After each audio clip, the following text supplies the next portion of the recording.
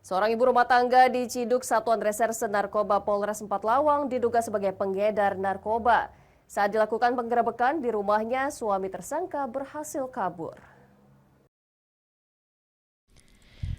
Dalam video amatir, anggota Satuan Reserse Narkoba Polres Empat Lawang melakukan penggerebekan dan melakukan penggeledahan di rumah tersangka terduga pengedar narkoba.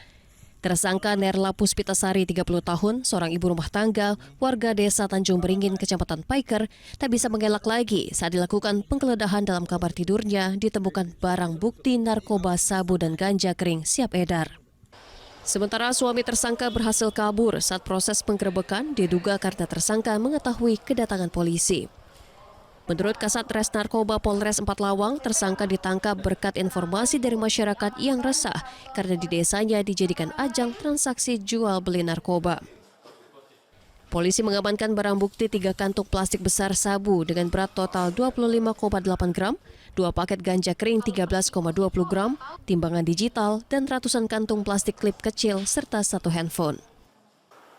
Melakukan penggeledahan beserta gabungan dengan anggota Polsek Paiker.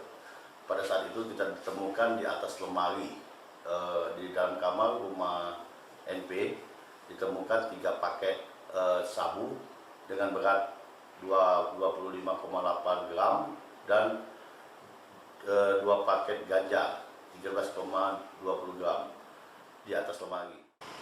Dari Empat Lawang, Amri Wijaya, Ainjus melaporkan.